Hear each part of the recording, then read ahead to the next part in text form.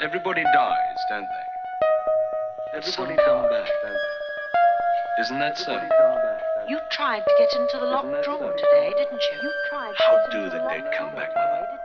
What's the secret? Mr Humphreys and His Inheritance by M.R. James.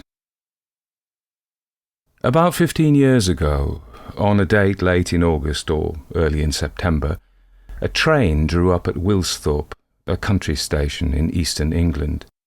Out of it stepped, with other passengers, a rather tall and reasonably good-looking young man, carrying a handbag and some papers tied up in a packet.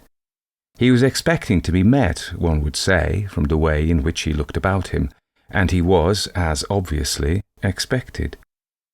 The station-master ran forward a step or two, and then, seeming to recollect himself, turned and beckoned to a stout and consequential person with a short round beard, who was scanning the train with some appearance of bewilderment.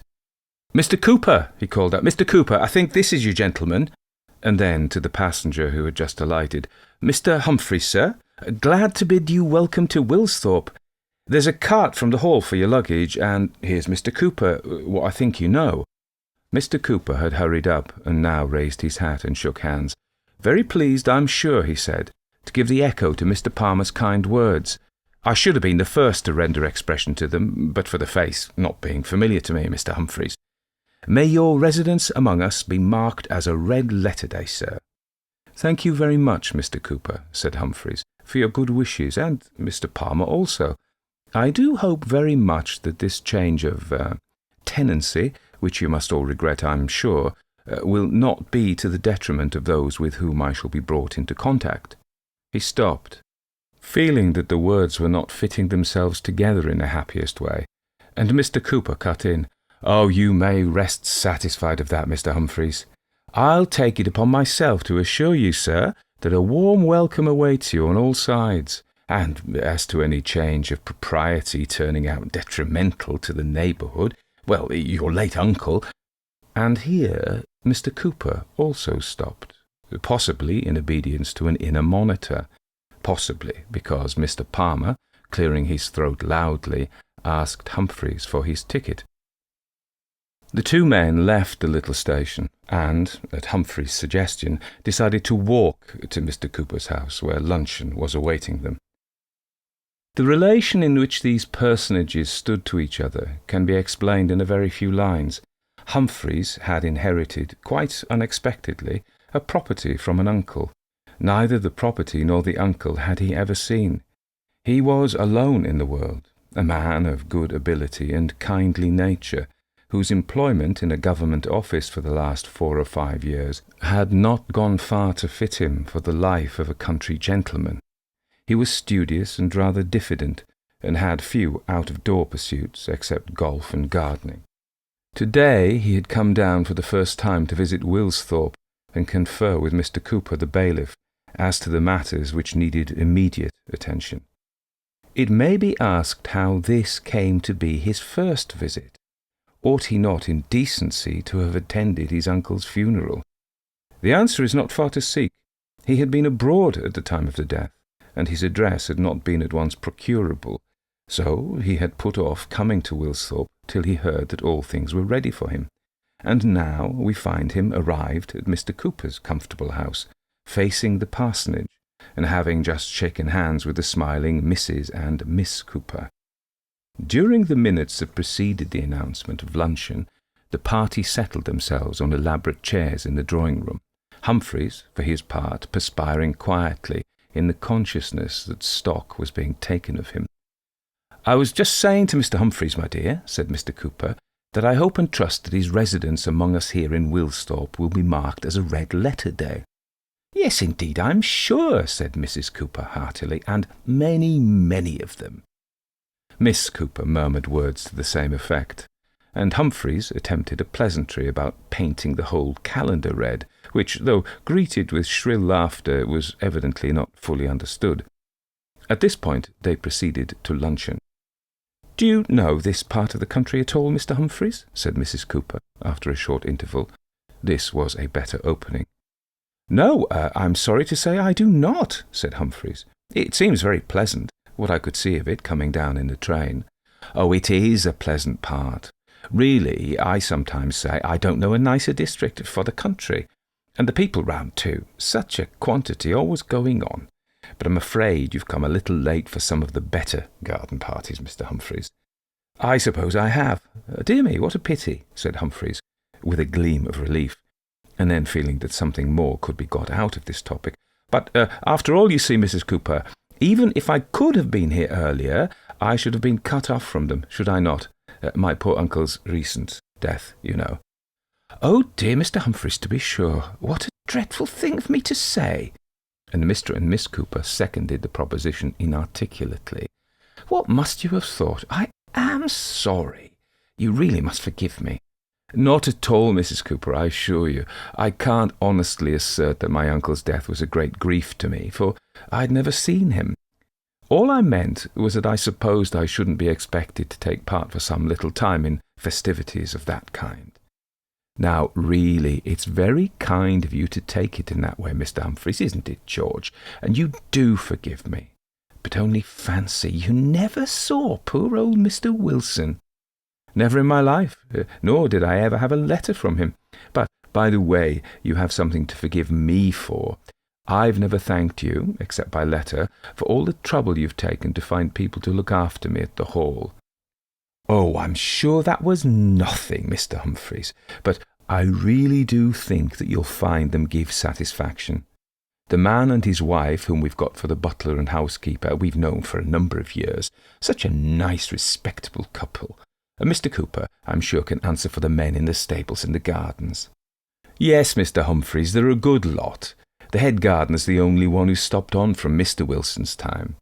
The major part of the employees, as you no doubt saw by the will, received legacies from the old gentleman and retired from their posts, and, as the wife says, your housekeeper and butler are calculated to render you every satisfaction. So everything, Mr. Humphreys, is ready for you to step in this very day, according to what I understood you to wish, said Mrs. Cooper. Everything, that is, except company. And there I'm afraid you'll find yourself quite at a standstill. Only we did understand it was your intention to move in at once. If not, I'm sure you know we should have been only too pleased for you to stay here. I'm quite sure you would, Mrs. Cooper, and I'm very grateful to you. But I thought I had really better make the plunge at once. I'm accustomed to living alone, and there will be quite enough to occupy my evenings, looking over papers and books and so on, for some time to come. I thought if Mr. Cooper could spare the time this afternoon to go over the house and grounds with me. Certainly, certainly, Mr. Humphreys. My time is your own, up to any hour you please. Till dinner-time, father, you mean, said Miss Cooper. Don't forget we're going over to the Brassnets. And have you got all the garden keys? Are you a great gardener, Miss Cooper? Said Mr. Humphreys. I wish you would tell me what I'm to expect at the Hall. Oh, I don't know about being a great gardener, Mr. Humphreys. I'm very fond of flowers, but the whole garden might be made quite lovely, I often say. It's very old-fashioned as it is, and a great deal of shrubbery. There's an old temple besides, and a maze. Really? Have you explored it ever? No, said Miss Cooper, drawing in her lips and shaking her head. I've often longed to try, but old Mr. Wilson always kept it locked. He wouldn't even let Lady Wardrop into it. She lives near here at Bentley, you know, and she's a great gardener, if you like. That's why I asked father if he had all the keys. I see. Well, I must evidently look into that and show you over it when I've learnt the way. Oh, thank you so much, Mr. Humphreys. Now I shall have the laugh of Miss Foster. That's our rector's daughter, you know. They're away on their holiday now. Such nice people. We always had a joke between us which should be the first to get into the maze. I think the garden keys must be up at the house, said Mr. Cooper, who had been looking over a large bunch. There's a number there in the library. Now, Mr. Humphreys, if you're prepared, we might bid good-bye to these ladies and set forward on our little tour of exploration.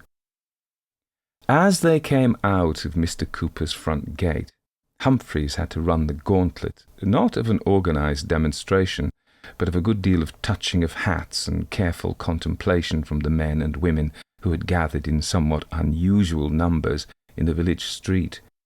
He had further to exchange some remarks with the wife of the lodge-keeper as they passed the park gates, and with the lodge-keeper himself, who was attending to the park road. I cannot, however, spare the time to report the progress fully.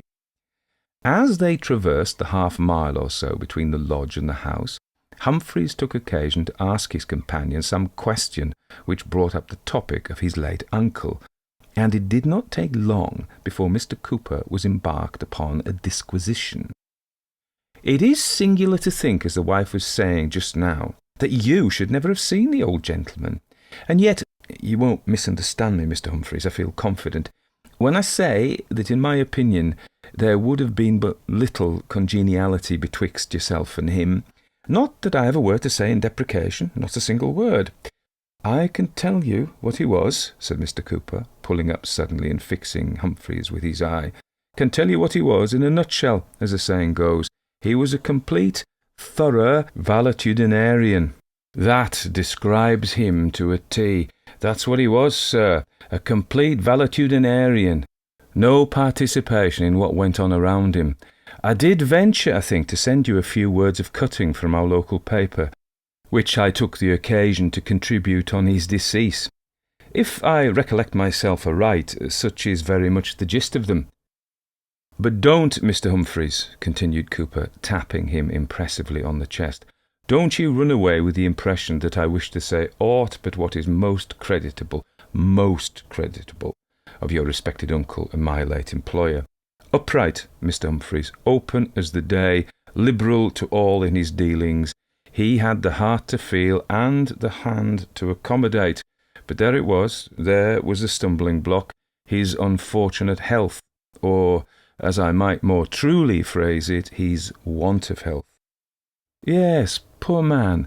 Did he suffer from any special disorder before his last illness, which I take it was little more than old age?" "Just that, Mr. Humphreys, just that. The flash flickering slowly away in the pan," said Cooper, with what he considered an appropriate gesture. "The golden bowl gradually ceasing to vibrate. But as to your other question, I should return a negative answer. General absence of vitality? Yes. Special complaint? No, unless you reckon a nasty cough he had with him. Why, here we are, pretty much at the house. A handsome mansion, Mr. Humphreys, don't you consider? It deserved the epithet, on the whole, but it was oddly proportioned. A very tall red brick house with a plain parapet concealing the roof almost entirely. It gave the impression of a town house set down in the country. There was a basement and a rather imposing flight of steps leading up to the front door. It seemed also, owing to its height, to desiderate wings, but there were none. The stables and other offices were concealed by trees. Humphreys guessed its probable date as 1770 or thereabouts. The mature couple who had been engaged to act as butler and cook-housekeeper were waiting inside the front door, and opened it as their new master approached. Their name, Humphreys already knew, was Colton. Of their appearance and manner he formed a favourable impression in the few minutes' talk he had with them. It was agreed that he should go through the plate and the cellar next day with Mr. Colton, and that Mrs. C. should have a talk with him about linen, bedding, and so on, what there was and what there ought to be. Then he and Cooper, dismissing the Coltons for the present, began their view of the house. Its topography was not of importance to this story. The large rooms on the ground floor were satisfactory, especially the library, which was as large as a dining room, and had 3 tall windows facing east. The bedroom, prepared for Humphreys, was immediately above it. There were many pleasant and a few really interesting old pictures. None of the furniture was new, and hardly any of the books were later than the 70s. After hearing of and seeing the few changes his uncle had made in the house, and contemplating a shiny portrait of him which adorned the drawing-room, Humphreys was forced to agree with Cooper that, in all probability, there would have been little to attract him in his predecessor. It made him rather sad that he could not be sorry. Dolebat se dolere non posse, for the man who, whether with or without some feeling of kindliness towards his unknown nephew, had contributed so much to his well-being. For he felt that Wilsthorpe was a place in which he could be happy, and especially happy, it might be, in its library. and now it was time to go over the garden. The empty stables could wait, and so could the laundry. So to the garden they addressed themselves, and it was soon evident that Miss Cooper had been right in thinking that there were possibilities. Also that Mr. Cooper had done well in keeping on the gardener. The deceased Mr. Wilson might not have, indeed plainly had not, been imbued with the latest views on gardening, but whatever had been done here had been done under the eye of a knowledgeable man, and the equipment and stock were excellent. Cooper was delighted with the pleasure Humphreys showed, and with the suggestion he let fall from time to time. "I can see," he said, "that you found your meteor here, Mr. Humphreys. You'll make this place a regular signosia before very many seasons have passed over our heads. I wish Clutterham had been here, that's the head gardener. And here he would have been, of course, as I told you, but for his son's being horse-dover with a fever, poor fellow. I should like him to have heard how the place strikes you. Yes, you told me he couldn't be here today, and I was very sorry to hear the reason, but it will be time enough tomorrow. What's that white building on the mound at the end of the grass ride? Is it the temple Miss Cooper mentioned? That it is, Mr. Humphreys, the Temple of Friendship, constructed of marble brought out of Italy for the purpose by your late uncle's grandfather. Would it interest you, perhaps, to take a turn there? You get a very sweet prospect of the park." The general lines of the temple were those of the Sibyl's temple at Tivoli, helped out by a dome, only the whole was a good deal smaller. Some ancient sepulchral reliefs were built into the wall, and about it all was a pleasant flavour of the grand tour. Cooper produced the key, and with some difficulty opened the heavy door. Inside there was a handsome ceiling, but little furniture. Most of the floor was occupied by a pile of thick circular blocks of stone, each of which had a single letter deeply cut on its slightly convex upper surface. "What's the meaning of these?" Humphreys inquired. "Meaning? Well, all things, we're told, have their purpose, Mr. Humphreys, and I suppose these blocks have had theirs as well as another. But what that purpose is, or was," Mr. Cooper assumed a didactic attitude here, "I, for one, should be at loss to point out to you, sir. All I know of them, and it's summed up in a very few words, is just this, that they're stated to have been removed by your late uncle at a period before I entered on the scene, from the maze. That, Mr. Humphreys, is—" "Oh, the maze!" exclaimed Humphreys. "I've forgotten that. We must have a look at it. Where is it?" Cooper drew him to the door of the temple and pointed with his stick. "Guide your eye," he said, somewhat in the manner of the second elder in Handel's Susanna. "Far to the west direct your straining eyes, where yon tall holm-tree rises to the skies. Guide your eye by my stick here, and follow out the line directly opposite to the spot where we're standing now, and I'll engage, Mr. Humphreys, that you'll catch the archway over the entrance. You see it just at the end of the walk, answering to the one that leads up to this very building. Did you think of going there at once? Because if that be the case, I must go to the house and procure the key. If you would walk on there, I'll rejoin you in a few moments' time." Accordingly, Humphreys strolled down the ride leading to the temple, past the garden front of the house, and up the turfy approach to the archway which Cooper had pointed out to him. He was surprised to find that the whole maze was surrounded by a high wall, and that the archway was provided with a padlocked iron gate. But then he remembered that Miss Cooper had spoken of his uncle's objection to letting anyone enter this part of the garden. He was now at the gate, and still Cooper came not. For a few minutes he occupied himself in reading the motto cut over the entrance, "Secretum meum mihi, et filiis domus meae," and in trying to recollect the source of it. Then he became impatient, and considered the possibility of scaling the wall. This was clearly not worthwhile. It might have been done if he had been wearing an older suit. Or could the padlock, a very old one, be forced? No, apparently not. And yet, as he gave a final irritated kick at the gate, something gave way, and the lock fell at his feet. He pushed the gate open, inconveniencing a number of nettles as he did so, and stepped into the enclosure. It was a yew maze of circular form, and the hedges, long untrimmed, had grown out and upwards to a most unorthodox breadth and height. The walks, too, were next door to impassable. Only by entirely disregarding scratches, nettle stings, and wet could Humphreys force his way among them. But at any rate, this condition of things, he reflected, would make it easier for him to find his way out again, for he left a very visible track. So far as he could remember, he had never been in a maze before, nor did it seem to him now that he had missed much. The dankness and darkness and smell of crushed goosegrass and nettles were anything but cheerful.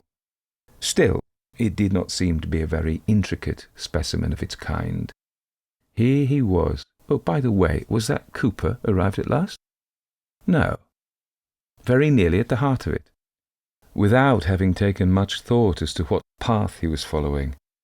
Ah, there at last was the centre, easily gained, and there was something to reward him. His first impression was that the central ornament was a sundial, but when he had switched away some portion of the thick growth of brambles and bindweed that had formed over it, he saw that it was a less ordinary decoration, a stone column about 4 feet high, and on the top of it a metal globe, copper, to judge from the green patina, engraved, and finely engraved too, with figures in outline and letters. That was what Humphreys saw, and a brief glance at the figures convinced him that it was one of those mysterious things called celestial globes, from which, one would suppose, no one ever yet derived any information about the heavens. However, it was too dark, at least in the maze, for him to examine this curiosity at all closely, and besides, he now heard Cooper's voice and sounds as of an elephant in the jungle. Humphreys called to him to follow the track he had beaten out, and soon Cooper emerged, panting, into the central circle. He was full of apologies for his delay, but he had not been able after all to find the key. "But there," he said, "you've penetrated into the heart of the mystery unaided and unannealed, as the saying goes. Well, I suppose it's a matter of 30 or 40 years since any human foot has trod these precincts. Certain it is that I've never set foot in them before. Well, well, what's the old proverb about angels fearing to tread? It's proved true once again in this case."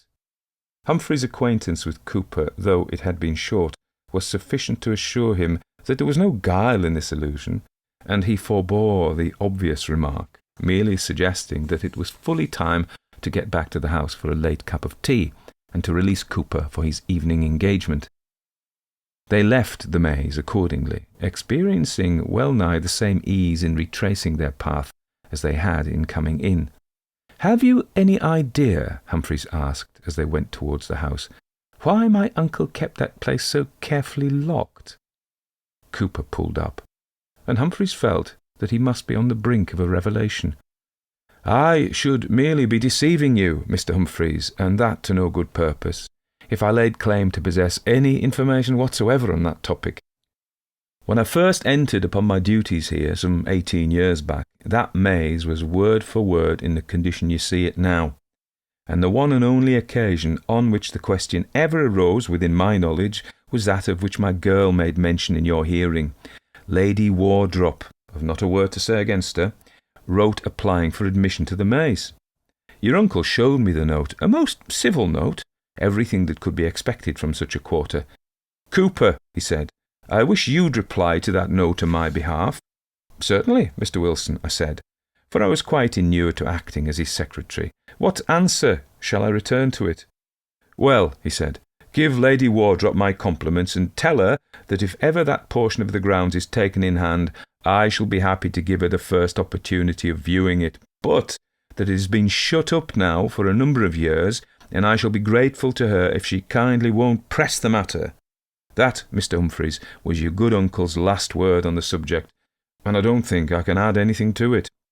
Unless,' added Cooper, after a pause, 'it might just be this, that, so far as I could form a judgment, he had a dislike, as people often will for one reason or another, to the memory of his grandfather, who, as I mentioned to you, had that maze laid out. A man of peculiar tenets, Mr Humphrey, and a great traveller. You will have the opportunity on the coming Sabbath of seeing the table to him in our little parish church. Put up, it was, some long time after his death. Oh, I should have expected the man who had such a taste for building to have designed a mausoleum for himself. Well, I've never noticed anything of the kind you mention, and, in fact, come to think of it, I'm not at all sure that his resting place is within our boundaries at all. That he lays in the vault, I'm pretty confident is not the case. Curious now that I shouldn't be in a position to inform you on that heading. Still, after all, we can't say, can we, Mr Humphreys, that it's a point of crucial importance where the poor mortal coils are bestowed. At this point they entered the house, and Cooper's speculations were interrupted. Tea was laid in the library, where Mr Cooper fell upon subjects appropriate to the scene. A fine collection of books, one of the finest, I've understood from connoisseurs, in this part of the country. Splendid plates, too, in some of these works. I recollect your uncle showing me one with views of foreign towns. Most absorbing it was, got up in first-rate style, and another all done by hand, with the ink as fresh as if it had been laid on yesterday. And yet, he told me, it was the work of some old monk, hundreds of years back. I've always taken a keen interest in literature myself. Hardly anything, to my mind, can compare with a good hour's reading after a hard day's work. Far better than wasting the whole evening at a friend's house. And that reminds me, to be sure, I shall be getting into trouble with the wife if I don't make the best of my way home and get ready to squander away one of those same evenings. I must be off, Mr Humphreys. And that reminds me, said Humphreys, if I'm to show Miss Cooper the maze tomorrow, we must have it cleared out a bit. Could you say a word about that to the proper person? Why, to be sure, a couple of men with scythes could cut out a track tomorrow morning. I'll leave word as I pass the lodge, and I'll tell them, what'll save you the trouble perhaps, Mr Humphreys, of having to go up and extract them yourself, that they'd better have some sticks or a tape to mark out their way with as they go on. A very good idea, yes, do that. And I'll expect Mrs. and Miss Cooper in the afternoon, and yourself about 10:30 in the morning. It'll be a pleasure, I'm sure, both to them and to myself, Mr Humphreys. Good night. Humphreys dined at 8. But for the fact that it was his first evening, and that Carlton was evidently inclined for occasional conversation, he would have finished the novel he had bought for his journey. As it was, he had to listen and reply to some of Carlton's impressions of the neighbourhood and the season. The latter, it appeared, was seasonable, and the former had changed considerably, and not altogether for the worse, since Carlton's boyhood, which had been spent there. The village shop in particular had greatly improved since the year 1870. It was now possible to procure there pretty much anything you liked, in reason, which was a conveniency, because suppose anything was required of a sudden, and he had known such things before now, he, Carlton, could step down there, supposing the shop still to be open, and order it in, without he borrowed it of the rectory, whereas in earlier days it would have been useless to pursue such a course in respect of anything but candles or soap or treacle or perhaps a penny child's picture book, and 9 times out of 10 it'd be something more in the nature of a bottle of whisky you'd be requiring, leastways. On the whole, Humphreys thought he would be prepared with a book in future. The library was the obvious place for the after-dinner hours. Candle in hand and pipe in mouth, he moved round the room for some time, taking stock of the titles of the books. He had all the predisposition to take interest in an old library, and there was every opportunity for him here to make systematic acquaintance with one, for he had learned from Cooper that there was no catalogue, save the very superficial one made for purposes of probate. The drawing up of a catalogue raisonné would be a delicious occupation for winter. There were probably treasures to be found too, even manuscripts, if Cooper might be trusted. As he pursued his round, the sense came upon him, as it does upon most of us in similar places, of the extreme unreadableness of a great portion of the collection. Editions of classics and fathers, and Picard's religious ceremonies, and the Harleian miscellany, I suppose, are all very well, But who is ever going to read Tostatus Abulensis or Pineda on Job or a book like this? He picked out a small quarto loose in the binding, and from which the lettered label had fallen off, and, observing that coffee was waiting for him, retired to a chair. Eventually he opened the book. It will be observed that his condemnation of it rested wholly on external grounds. For all he knew, it might have been a collection of unique plays, but undeniably the outside was blank and forbidding. As a matter of fact, it was a collection of sermons or meditations, and mutilated at that, for the first sheet was gone. It seemed to belong to the latter end of the 17th century. He turned over the pages till his eye was caught by a marginal note, a parable of this unhappy condition, and he thought he would see what aptitudes the author might have for imaginative composition. I have heard or read, so ran the passage, whether in the way of parable or true relation, I leave my reader to judge, of a man who, like Theseus in the Attic tale, should adventure himself into a labyrinth or maze, and such an one indeed as was not laid out in the fashion of our topiary artists of this age, but of a wide compass, in which, moreover, such unknown pitfalls and snares, nay, such ill-omened inhabitants, were commonly thought to lurk as could only be encountered at the hazard of one's very life. Now, you may be sure that in such a case the dissuasions of friends were not wanting. Consider of such an one, says a brother, how he went the way you wot of, and was never seen more. Or of such another, says the mother, that adventured himself but a little way in, and from that day forth is so troubled in his wits that he cannot tell what he saw, nor hath passed one good night. And have you never heard, cries a neighbour, of what faces have been seen to look out over the palisadoes and betwixt the bars of the gate? But all would not do.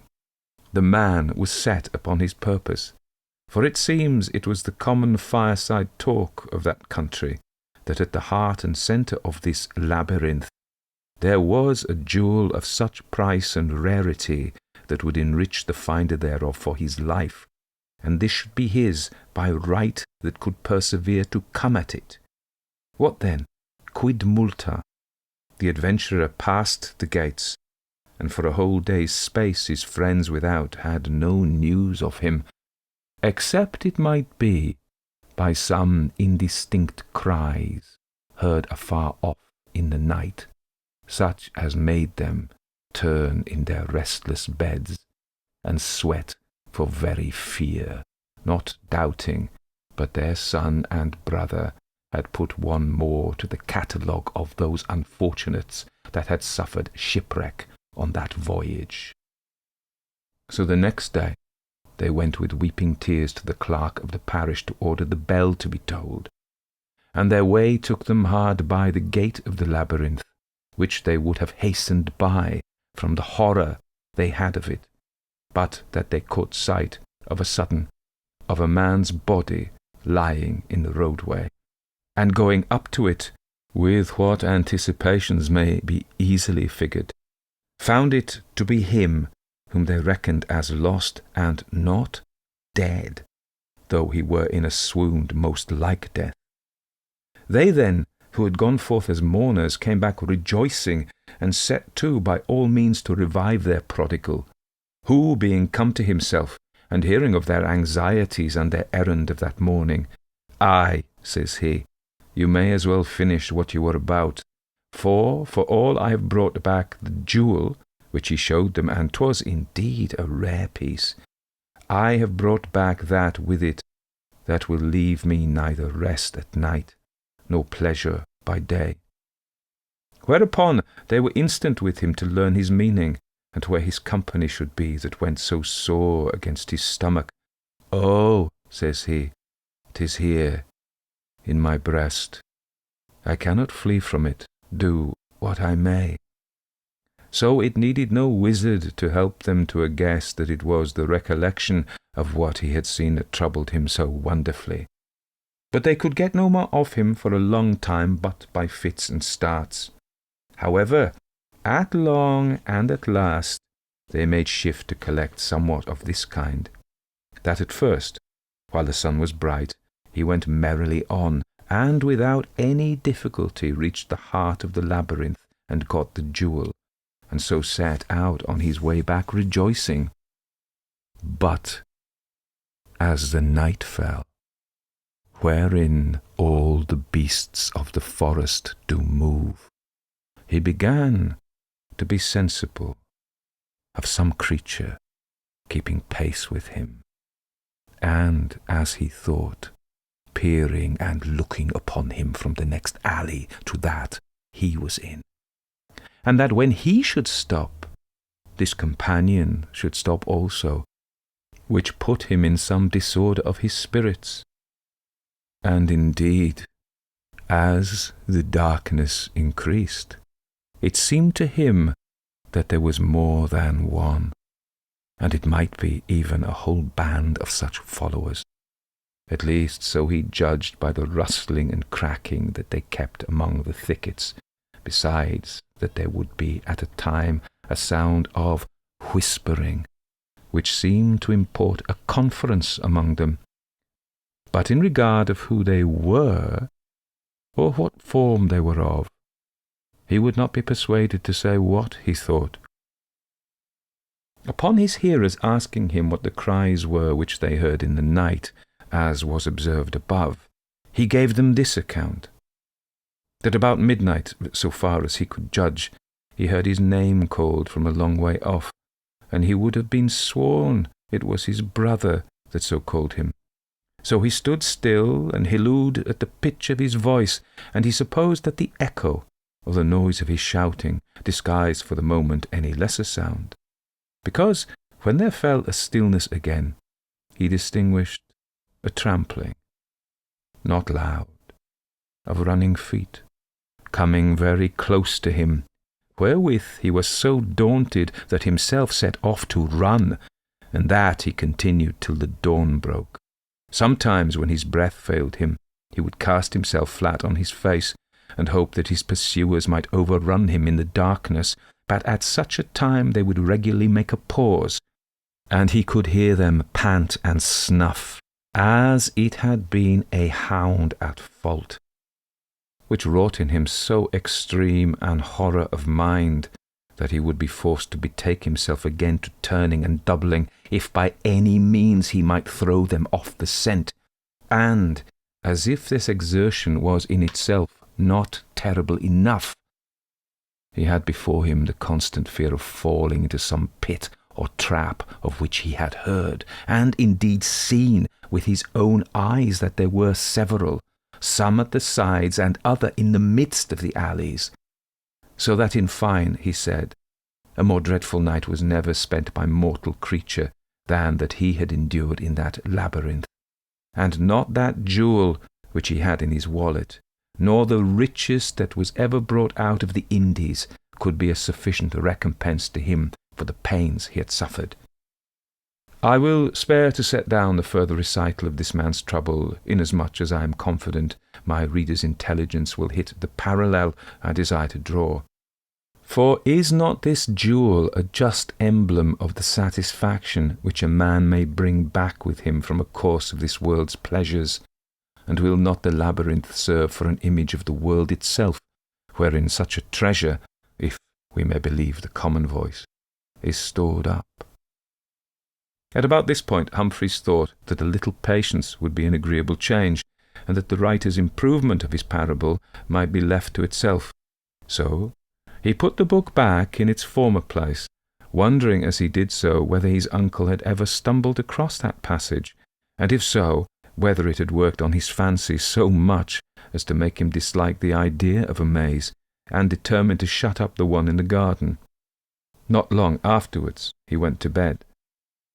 The next day brought a morning's hard work with Mr. Cooper, who, if exuberant in language, had the business of the estate at his fingers' ends. He was very breezy this morning, Mr. Cooper was. He had not forgotten the order to clear out the maze. The work was going on at that moment. His girl was on the tentacles of expectation about it. He also hoped that Humphreys had slept the sleep of the just, and that we should be favoured with the continuance of this congenial weather. At luncheon he enlarged on the pictures in the dining-room, and pointed out the portrait of the constructor of the temple in the maze. Humphreys examined this with considerable interest. It was the work of an Italian, and had been painted when old Mr. Wilson was visiting Rome as a young man. There was indeed a view of the Colosseum in the background. A pale, thin face and large eyes were the characteristic features. In the hand was a partially unfolded roll of paper, on which could be distinguished the plan of a circular building, very probably the temple, and also part of that of a labyrinth. Humphreys got up on a chair to examine it, but it was not painted with sufficient clearness to be worth copying. It suggested to him, however, that he might as well make a plan of his own maze and hang it in the hall for the use of his visitors. This determination of his was confirmed that same afternoon, for when Mrs. and Miss Cooper arrived, eager to be inducted into the maze, he found that he was wholly unable to lead them to the centre.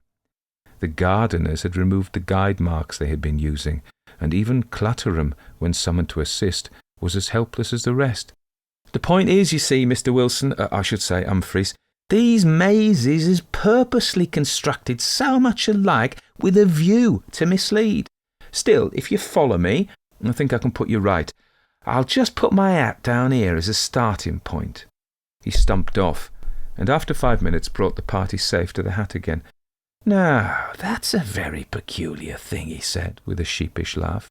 "I made sure I'd left that hat just over against the bramble bush, and you can see for yourself there ain't no bramble bush, not in this walk at all. If you'll allow me, Mr. Humphreys, that's the name, ain't it, sir?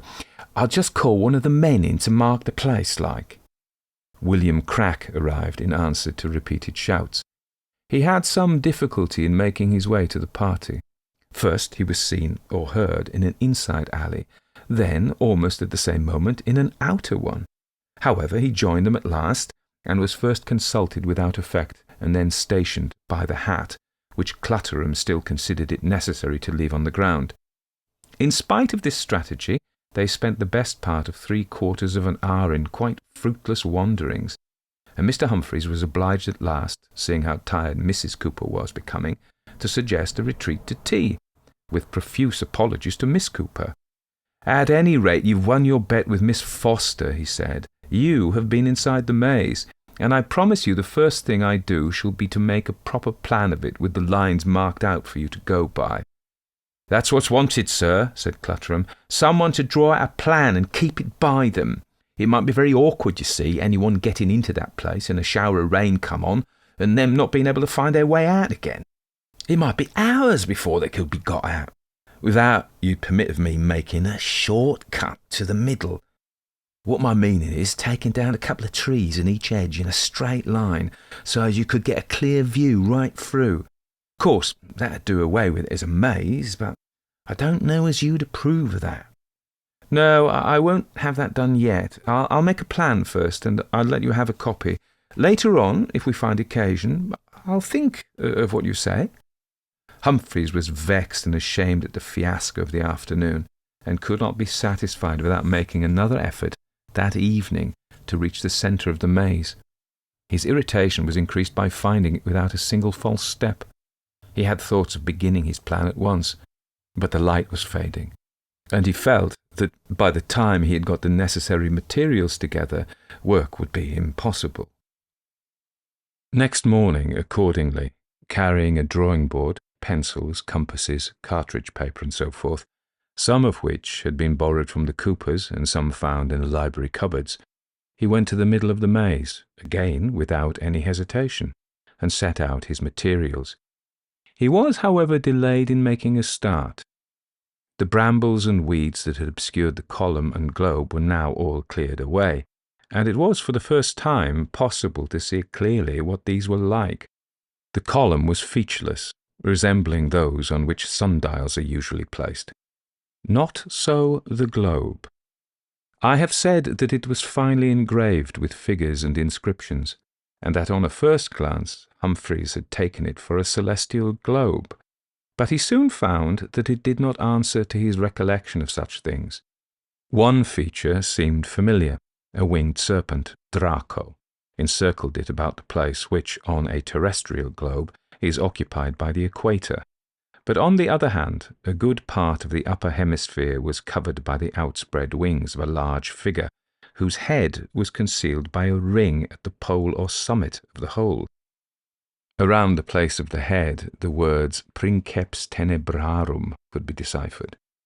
In the lower hemisphere, there was a space hatched all over with cross lines and marked as Umbra Mortis. Near it was a range of mountains, and among them a valley with flames rising from it. This was lettered, will you be surprised to learn it, Vallis Filiorum Hinnom. Above and below Draco were outlined various figures not unlike the pictures of the ordinary constellations, but not the same. Thus a nude man with a raised club was described not as Hercules, but as Cain.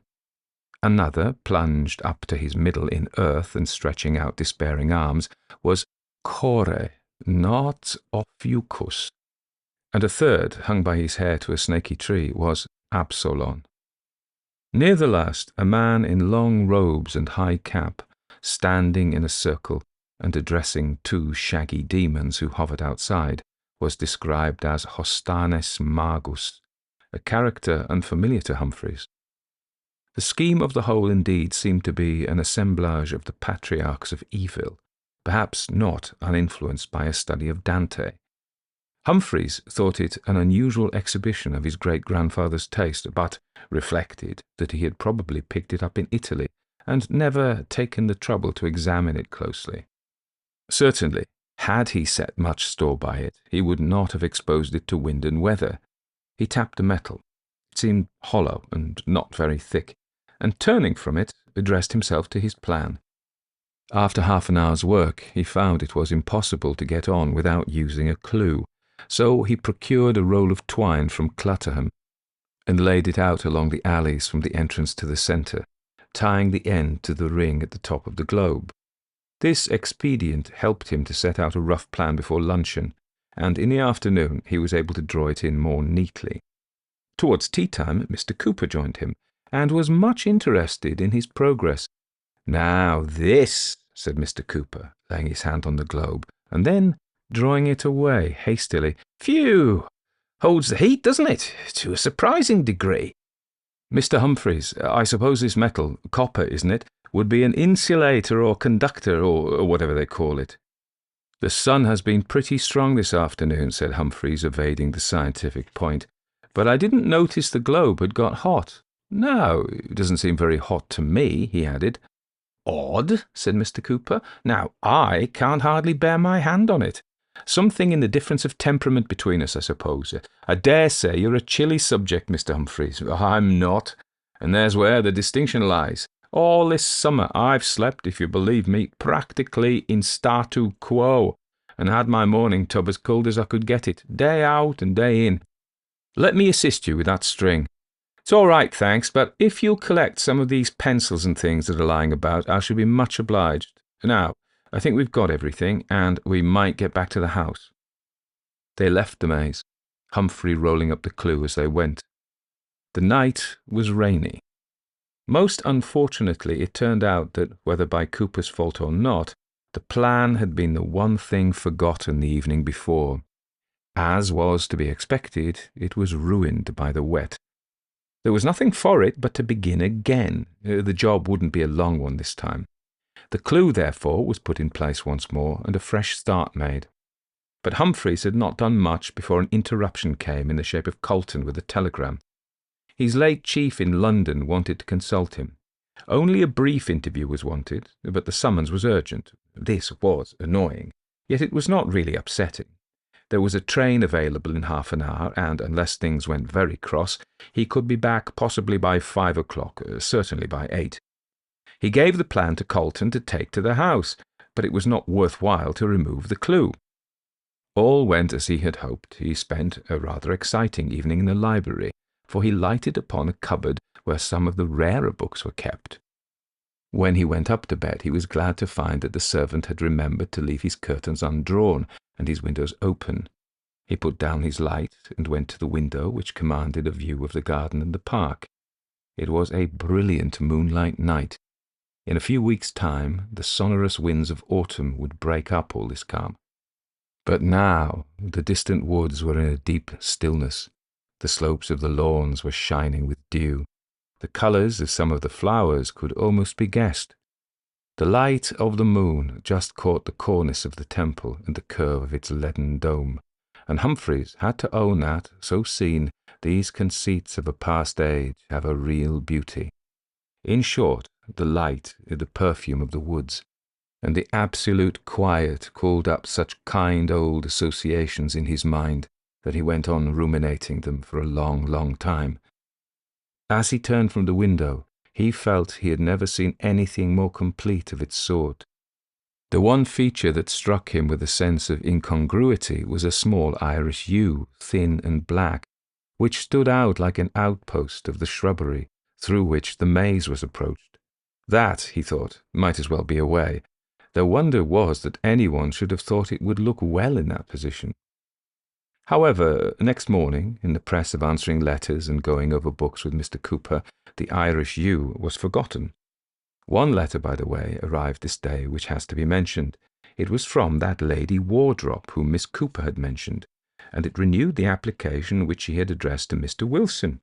She pleaded, in the first place, that she was about to publish a book of mazes, and earnestly desired to include the plan of the Wilsthorpe maze, and also that it would be a great kindness if Mr. Humphreys could let her see it, if at all, at an early date, since she would soon have to go abroad for the winter months. Her house at Bentley was not far distant, so Humphreys was able to send a note by hand to her suggesting the very next day or the day after for her visit. It may be said at once that the messenger brought back a most grateful answer to the effect that the morrow would suit her admirably. The only other event of the day was that the plan of the maze was successfully finished. This night again was fair and brilliant and calm, and Humphreys lingered almost as long at his window. The Irish yew came to his mind again as he was on the point of drawing his curtains, but either he had been misled by a shadow the night before, or else the shrub was not really so obtrusive as he had fancied. Anyhow, he saw no reason for interfering with it. What he would do away with, however, was a clump of dark growth which had usurped a place against the house wall, and was threatening to obscure one of the lower range of windows. It did not look as if it could possibly be worth keeping. He fancied it dank and unhealthy, little as he could see of it. The next day, it was a Friday, he had arrived at Wilsthorpe on a Monday. Lady Wardrop came over in her car soon after luncheon. She was a stout elderly person, very full of talk of all sorts, and particularly inclined to make herself agreeable to Humphreys, who had gratified her very much by his ready granting of her request. They made a thorough exploration of the place together, and Lady Wardrop's opinion of her host obviously rose sky-high when she found that he really knew something of gardening. She entered enthusiastically into all his plans for improvement, but agreed that it would be a vandalism to interfere with the characteristic laying out of the ground near the house. With the temple she was particularly delighted, and, said she, "Do you know, Mr. Humphreys, I think your bailiff must be right about those lettered blocks of stone.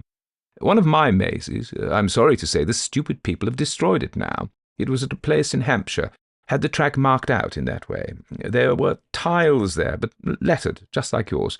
And the letters, taken in the right order, formed an inscription. What it was I forget, something about Theseus and Ariadne. I have a copy of it, as well as the plans of the maze where it was. How people can do such things!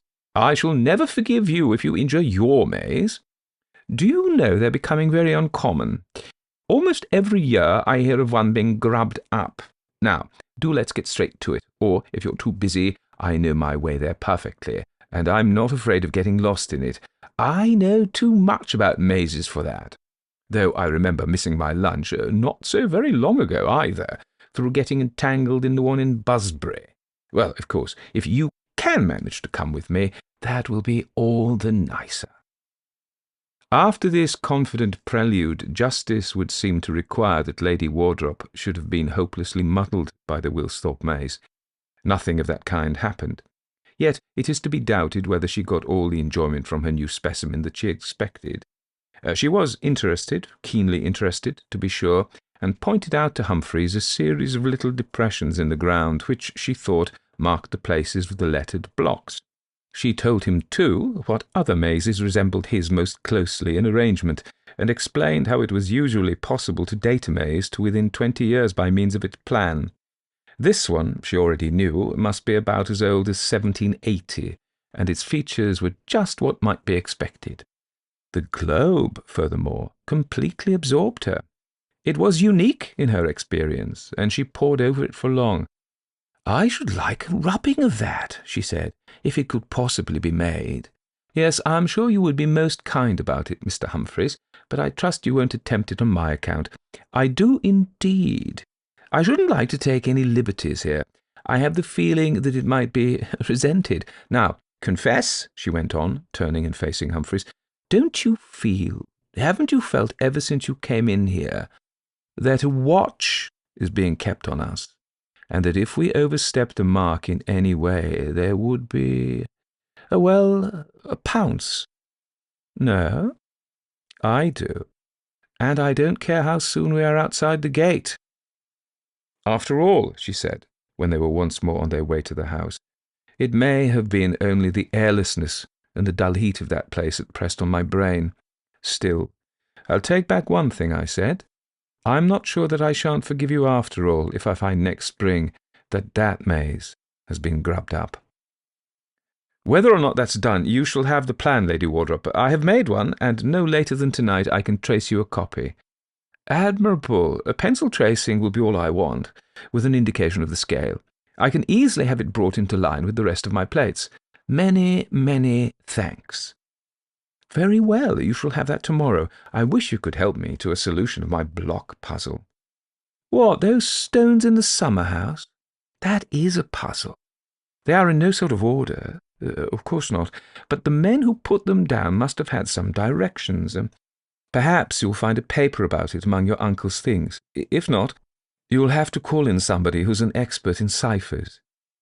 "Advise me about something else, please," said Humphreys. "That bush thing under the library window. You would have that away, wouldn't you?" "Which? That? Oh, I think not," said Lady Wardrop. "I can't see it very well from this distance, but it's not unsightly." "Perhaps you're right, only looking out of my window just above it last night, I thought it took up too much room. It doesn't seem to, as one sees it from here, certainly. Very well, I'll leave it alone for a bit." Tea was the next business, soon after which Lady Wardrop drove off, but halfway down the drive she stopped the car and beckoned to Humphreys, who was still on the front doorsteps. He ran to glean her parting words, which were, "It just occurs to me. It might be worth your while to look at the underside of those stones. They must have been numbered, mustn't they? Goodbye again. Home, please." The main occupation of this evening, at any rate, was settled. The tracing of the plan for Lady Wardrop, and the careful collation of it with the original, meant a couple of hours' work at least. Accordingly, soon after 9, Humphreys had his materials put out in the library and began. It was a still, stuffy evening. Windows had to stand open, and he had more than one grisly encounter with a bat. These unnerving episodes made him keep the tail of his eye on the window. Once or twice it was a question whether there was, not a bat, but something more considerable that had a mind to join him. How unpleasant it would be if someone had slipped noiselessly over the sill and was crouching on the floor. The tracing of the plan was done. It remained to compare it with the original and to see whether any paths had been wrongly closed or left open. With one finger on each paper, he traced out the course that must be followed from the entrance. There were one or two slight mistakes, but here, near the centre, was a bad confusion, probably due to the entry of the second or third bat. Before correcting the copy, he followed out carefully the last turnings of the path on the original. These, at least, were right. They led without a hitch to the middle space. Here was a feature which need not be repeated on the copy, an ugly black spot about the size of a shilling. Ink? No. It resembled a hole, but How should a hole be there? He stared at it with tired eyes. The work of tracing had been very laborious, and he was drowsy and oppressed. But surely this was a very odd hole. It seemed to go not only through the paper, but through the table on which it lay. Yes, and through the floor below that. Down, and still down, even into infinite depths. He craned over it, utterly bewildered, just as, when you were a child, you may have pored over a square inch of counterpane until it became a landscape with wooded hills, and perhaps even churches and houses, and you lost all thought of the true size of yourself, and it. So this hole seemed to Humphreys for the moment the only thing in the world. For some reason, it was hateful to him from the first, but he had gazed at it for some moments before any feeling of anxiety came upon him. And then it did come, stronger and stronger, a horror lest something might emerge from it, and a really agonizing conviction that a terror was on its way, from the sight of which he would not be able to escape. Oh, yes, far, far down there was a movement, and the movement was upwards, towards the surface. Nearer and nearer it came, and it was of a blackish-grey colour, with more than one dark hole. It took shape as a face, a human face, a burnt human face, and with the odious writhings of a wasp creeping out of a rotten apple, there clambered forth an appearance of a form, waving black arms prepared to clasp the head that was bending over them. With a convulsion of despair, Humphreys threw himself back, struck his head against a hanging lamp, and fell. There was concussion of the brain, shock to the system, and a long confinement to bed. The doctor was badly puzzled, not by the symptoms, but by a request which Humphreys made to him as soon as he was able to say anything. "I wish you would open the ball in the maze." "Hardly room enough there, I should have thought," was the best answer he could summon up. "But it's more in your way than mine. My dancing days are over." At which Humphreys muttered and turned over to sleep, and the doctor intimated to the nurses that the patient was not out of the wood yet. When he was better able to express his views, Humphreys made his meaning clear, and received a promise that the thing should be done at once. He was so anxious to learn the result that the doctor, who seemed a little pensive next morning, saw that more harm than good would be done by saving up his report. "Well," he said, "I'm afraid the ball is done for. The metal must have worn thin, I suppose. Anyhow, it went all to bits with the first blow of the chisel." "Well, go on, do," said Humphreys impatiently. "Oh, you want to know what we found in it, of course. Well, it was half full of stuff like ashes." "Ashes? What did you make of them?" "I haven't thoroughly examined them yet. There's hardly been time, but Cooper's made up his mind, I dare say from something I said, that it's a case of cremation. Now, don't excite yourself, my good sir. Yes, I must allow I think he's probably right." The maze is gone, and Lady Wardrop has forgiven Humphreys. In fact, I believe he married her niece. She was right, too, in her conjecture that the stones in the temple were numbered. There had been a numeral painted on the bottom of each. Some few of these had rubbed off, but enough remained to enable Humphreys to reconstruct the inscription. It ran thus: Penetrans ad interiora mortis. Grateful as Humphreys was to the memory of his uncle, he could not quite forgive him for having burnt the journals and letters of the James Wilson who had gifted Wilsthorpe with the maze and the temple.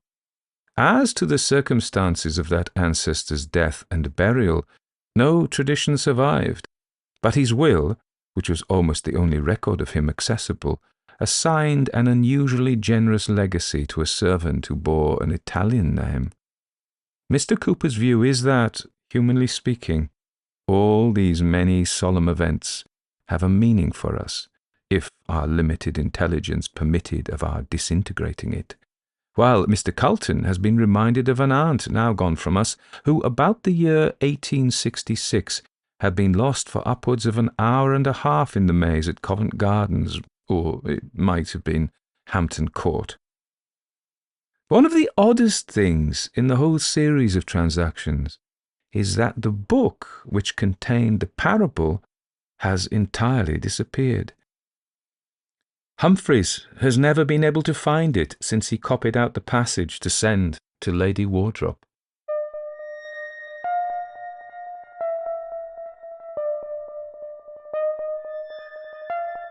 Everybody dies, don't they? Everybody come back, don't they? Isn't that so? You tried to get into the locked drawer today, didn't you? How do the dead come back, Mother? What's the secret? So that was Mr. Humphreys and His Inheritance by M.R. James. Now, this isn't the first M.R. James story we've done, but I still will say very briefly about him, okay, for those of you who've just kind of tuned in for this one. So Montague Rhodes James was born on 1st of August 1862 in Goodnestone in Kent. He was the son of an Anglican clergyman who spent much of his childhood in Suffolk. So that eastern part of England, he spent most of his life, not necessarily his Eton life, which is slightly to the west of London, but his formative years, if you like, in the eerie east of England, East Anglia. So James was a precocious child with a keen interest in antiquarian studies, particularly medieval history and literature. He attended Eton College and later King's College, Cambridge, where he distinguished himself as a brilliant scholar, eventually becoming Provost of King's in 1905. His academic career was illustrious, extensive work in medieval studies and his cataloguing of manuscript collections. So apparently you still, if you're in the medieval and other manuscripts, he travelled across Europe. I read his letters and a collection of his letters, and he travelled all over collecting these manuscripts. And apparently you can still find his annotations. He's one of the most prolific annotators in the catalogues, okay. So he began reading and writing his ghost stories aloud to friends as a form of a Christmas entertainment, a tradition he maintained throughout his life.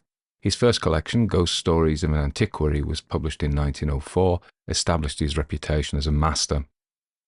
The Jamesian story is very typical, it's usually an academic. It's somebody in the upper echelons of society, and it's about they come across old things, relics, books that bring forward secrets from, and usually kind of occult things from the past. He was 73 when he died in 1936, and he passed away at Eton College, where he'd been serving as provost since 1918. Up until his final years, he was active in both his scholarly pursuits and his literary endeavours. So this story was published in 1911, as I said, in part of his second collection, More Ghost Stories of an Antiquary. That came 7 years after the first one. It's a longish story. What do I want to say about it? There's a tremendous amount to say. I've got some notes, but I'm going to depart from the notes. I'm going to say, first of all, my response to the story. The thing about James is he can be genuinely scary. And we'll talk about why that might be later. But to me, the standout scary bits are the parable, this mock antiquarian document that has this guy venturing into a labyrinth and being tormented by demonic creatures in there. There's a lot to be said about the maze, and we probably haven't got time to say it all, but we'll come back to it. So that was a scary bit. The next scary bit is the creeping up of the thing in the hole. That is remarkably modern, and I think you find this in James's work, and let's just say the mezzotint, where there's that thing that is crawling across the painting that emerges in the painting. Go and listen to my versions of that. If you haven't heard it, just stop now, go and listen to that and come back, if you remember. The next is, the famous "Oh, Whistle and I'll Come to You," where the bizarreness of the bed sheets and this uncanny figure walking across the beach, always at a distance. So in that, he is very modern, I think. We see that kind of unsettling weirdness in later writers. Lovecraft, of course, is very famous for that. I'm not sure that. I think Lovecraft admired James greatly. I'm not sure it was totally mutual. Lovecraft was, James was. He was deeply reactionary man, and he may have found Lovecraft a little vulgar. I don't know about that. If anybody has got a quote from James about Lovecraft, please let me know. So let's talk about that, what he does. And you in modern horror, think like Ligotti and most of the modern stuff that comes out now is almost surreal. It's been affected by surrealism. I realise surrealism is 100 years old and is long dead as an art form. But that the weirdness, let's talk about the weird, the eerie and the uncanny, just so as you've got your head around it. So Mark Fisher, the late British, tragically took his own life in 2017. He wrote a seminal book called The Weird and the Eerie, about I know we can understand. So what we have is the weird, where Fisher defines this as, Mark Fisher defines this as, the weird involves an encounter with the unfamiliar that breaks the norms of our reality. It often introduces an element that is utterly alien, leading to a sense of discomfort and estrangement. This concept draws heavily from the works of authors like H.P. Lovecraft. Here we go. And Lovecraft, its weird horror is cosmic horror, where the intrusion of the fundamentally otherworldly leads to a profound sense of unease. And what I would say is that thing coming, it's surreal. It comes out of a hole. It can't be. It is weird. The eerie, as we're talking about that's the weird bit, and it is unsettling. The eerie, on the other hand, concerns the unknown. It is a sense of unease emanating from a perceived absence or presence that shouldn't be there. The eerie often revolves around ambiguous spaces and unanswered questions that evoke a sense of haunting emptiness, whether it's through desolate landscapes, abandoned buildings, or mysterious occurrences. And what I would say about the eerie is there is an agency there. We suspect agency. So things become eerie when somebody has done something and we don't know why. I'm not sure that's prominent in this story. The other concept that Fisher talks about, he refers to Sigmund Freud's concept of the uncanny. So Freud wrote a book in 1919 called The Uncanny. He says, that class of the frightening which leads back to what is known of old and long familiar. And you'll maybe heard the story of the uncanny valley. And so things that are familiar but strange as we revisit them, like the face of a doll, or just ordinary things that just appear to be slightly out of kilter when we re-look at them. When we pay them attention, we think, that's not, it is, it's familiar, it looks like it, but there's something off, and Freud has this idea of the concept of the repressed. So things that have been, you may know that repression is a mechanism in Freudian psychodynamic theory, whereby things that are too upsetting to think about, we put away. We put them out of our consciousness and we lock them up. But they have a way of coming back, and when they come back, they're tainted. So it could be that an object which is associated with a repression, something we don't want to think about, maybe a place where something happened that was too painful for us, we lock it away. We don't forget about it, in a sense. In that we just that forgetting implies we absent-mindedly we drift off. But this isn't that. This is an active process of in Freudian theory of putting something away. But it wants to come back. It is charged with libido. It wants to come back, and when it comes back, it brings all these unsettling feelings with it. We've repressed them. Because we've repressed them, we don't know why it's so unsettling, but it is. So we have the weird, the eerie, and the uncanny. Let's talk about how they may be here. The weird, first of all.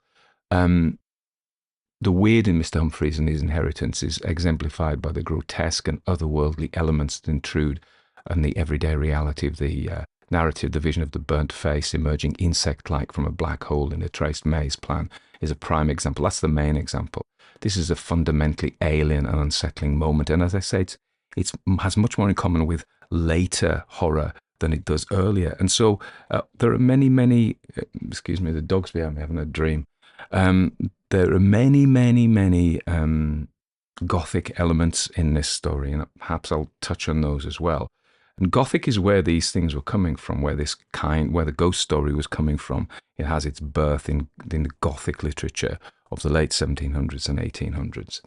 But in a sense, James modernizes it. This story is a halfway house. Excuse me, I'm just going to have to go and give her a stroke. Hang on. Well, she feels better now. So this story is a halfway house between the modern and the old, if you like, in terms of ghost stories. So let's look at the classic Gothic story. So in the Gothic story, we have an ancient castle or mansion. Check. So in stories such as Horace Walpole's The Castle of Otranto and Anne Radcliffe's The Mysteries of Udolpho, grand decaying estates serve as more than mere settings. They are intricate characters that harbour secrets. I think the maze has a personality. More than the house, the maze has a personality in this. So he inherits it. So inheritances and cursed inheritances, I can't say it, cursed inheritances are a classic feature of Gothic. There's the Gothic often thinks about cursed bloodlines, family inheritances that are cursed, some sin of the fathers which has come down to modern days and has to be faced or dealt with by the modern descendant. We've got all that. I think there are certain faults in the story, if I'm allowed to say that. And one is, for example, there is no character progression in this. Humphreys is the same man at the end as he is in the beginning. He could be changed and moved by Wils, but he appears to be. There's no sign that he's any different, is there? He marries the lady's niece, so that's like a happy ending. But so what? And it isn't his sin. So it's his sin through birth, I suppose, and that is the Gothic element. In a modern horror story, it's usually the protagonist's sin that he has to deal with or she has to deal with. So, okay, we have this overgrown Gothic place, so Gothic, and we have the family inheritance. We have the weird servants that are often a comic thing. Weird servants are a feature of Gothic stories, and we have Colton. When you see it, he writes their and Mr. Cooper as well. He writes their dialogue as they speak, and inevitably they misspell. They mispronounce words, particularly Mr. Cooper, who tries to use words he doesn't really understand. And Colton is just kind of a lower class, really, and his speech is indicated as working class dialect. Working class dialect. So I think that's Gothic as well. James often in his stories uses the working class people as rude mechanicals, like Shakespeare, of course, in A Midsummer Night's Dream. They are comic. They are intended to bring a little light relief to, and that's good because you need to leaven it. I think if you just have an unremittingly horrific story, then you miss something. And he does put a bit of comedy in with these servant characters, which is Gothic, So he also the other thing is Italy.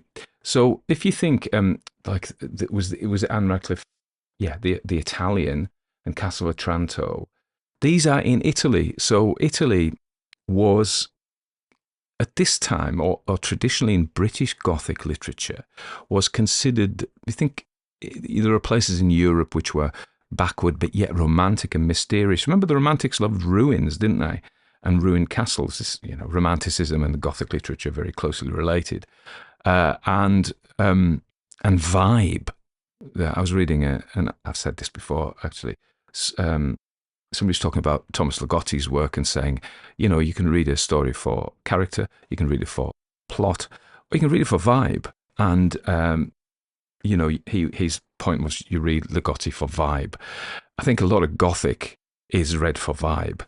And probably was in those days, but the point I was making, there are certain places like Transylvania in Dracula, Corinthia in Le Fanu's Carmilla, and Italy in Radcliffe's Italian, or Horace Walpole's The Castle of Otranto, was considered this romantic, mysterious slightly diabolical place. Something happened in Italy when James Wilson, great-grandfather, was on the Grand Tour.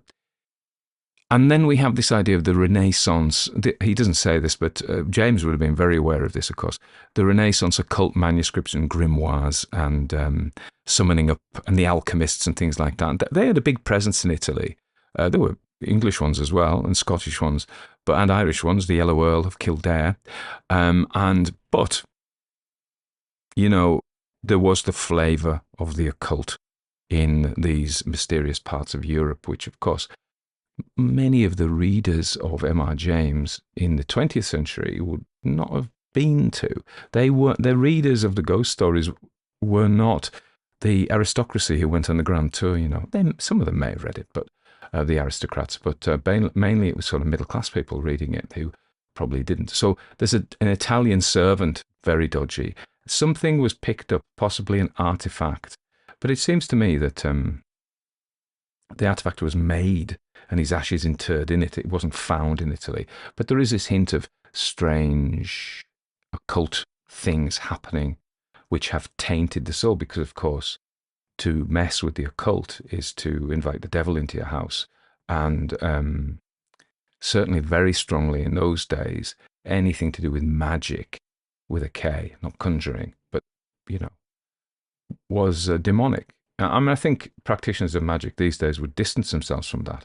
But certainly that was the time then. And so the idea is that this ancestor went and picked up all these ideas, these foreign, newfangled ideas, the maze, but also the temple of friendship that he builds, which is very beautiful. But he pays a price for that. So he pays the price for the dark secret in some way. He's cursed, I think. And I think that James, of course, maddeningly doesn't, I of course understand it, but many people don't. I sort of, you know, my Latin is about poor, very poor. But I get the gist often. But that one there about penetrans ad interior mortis on the globe, penetrating the interior of death. So it's something about, I think, the great-grandfather attempted to understand not just friendship through his lovely temple, but also the dark side of that, the dark side of the soul, death. I think there's a tremendous amount to be said about this. I was talking about James's story writing, wasn't I? I think his great, fantastic gift is this use of weird and to make them genuinely unsettling.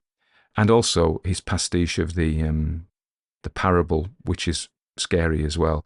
Also, he's very good at descriptions, and so we're in the maze, aren't we? With its brambles and its wet and all of this kind of stuff. We're right there with it, and we feel the discomfort of that. And then he's very good at oblique warnings, how people have intuitions that all is not right, which is Lady Wardrop.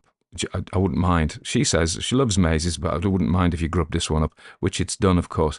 And then, of course, the other weird thing that happens is these shrubs. That reminded me of Algernon Blackwood's The Man Whom the Trees Loved, that kind of idea. But, you know, so James is really good at the weird, putting the weird in. There's a whole bunch to say about the symbolism of the maze, and James was clearly a very intelligent and learned man, and so he may, at one level, have intended this kind of Gnostic exploration, the mysteries of the human soul, of which the maze is symbolic. We wander around in the dark on this earth, and it's even Gnostic in the sense of our task is, according to Gnosticism, is to find the spark of divinity and find our way out of this veil of darkness. So the maze can be considered to symbolize that. However, the great-grandfather did not find his way to the light. He found his way to the darkness, which of course is, and of course in Jungian terms, and Joseph Campbell as well, what we have is the dragon guards the treasure. So if you want to simplify it, and I say this, and I'm, you know, if you ever read a book called Maps of Meaning by a guy called Jordan Peterson, who's a Canadian psychologist. I think Peterson's really good at operationalizing Jung and people like this. So some of Jung's work can be quite impenetrable for similar reasons to James. He doesn't translate his Latin and Greek and Hebrew. He assumes you're just as smart as he is. And so Peterson talks about the dragon. And he says it's like for all organisms, even the humble bacterium, there are only two directions. One is to safety, which is away, and the emotion associated with that is anxiety, or to food and reward, which is outward, which has danger with it. If you do not risk anything, you're not going to live. But if you risk too much, you will die. So the real thing is that the dragon, or in this dark secret in the maze, is really dangerous. But if you don't go looking for it, you'll perish, you'll wither. So people who have tremendous anxiety problems find their lives are very small. They don't go out. And that is the fear of the dragon. So the secret is you have to vanquish the dragon in whatever way you can. And therefore, you take the dragon's hoard. Dragons always guard hoards. And you take the treasure. And so in this story, it's like an unsuccessful treasure hunt, isn't it? In the parable, he goes again. And the dragon is demonic, The dragon's not... Smaug, in a lot of things, is pretty nasty. But dragons were not nice, They weren't friendly. They were evil, cunning, evil, demonic things. And you have to risk that, the peril of your soul, if you like, in order to bring home the treasure. But in this case, the guy in the parable who is not related to the James, he gets the treasure but loses his soul. And I think that's the implication for the great-grandfather. He goes to Italy, learns some occult stuff. He delves into the secrets, builds the maze to symbolize that, penetrates the mysteries of death. I think that's what he's doing. And clearly he's successful. He's got this massive estate, this beautiful, beautiful estate, which his descendant, Mr Humphreys, sees how beautiful it is. And but he pays the price. I think we have to assume that he is the burnt-faced creature that crawls up through the map. So yeah, he paid the price, much as the guy in the parable paid the price. So I don't think. I think what the message M.R. James is saying here is, we talked about the two ways. One is away from danger, associated with anxiety, and towards danger, associated with courage. Anxiety makes you move away, courage makes you move towards. So what we have is Mr. Humphreys, who has some courage because he's very curious about going into the maze, but he has it grubbed up. So he kind of aborts his courageous venture into the world, and because of that, he doesn't take back the jewel. He doesn't penetrate the secrets of death like his great-grandfather perhaps did. Although he does pretty well out of it, I suppose. I suppose that's what James is saying. It's a lovely house. He marries Lady so-and-so's daughter. Things aren't too bad. He has lovely evenings in the library. So, So what I want to say is, in summary, I think it's a very deep story that we can talk about. I think it has moments of genuine frighteningness. I sometimes wonder about his characterization of working class people as happy dolts. But that's me, as a happy dolt. But, anyway, there we are. So there's lots and lots to say. We could have a good old discussion about it, but we can't because I've run out of time. Callie's now sleeping happily. You'll be pleased to know I've got to get this published because it's got to go out tonight.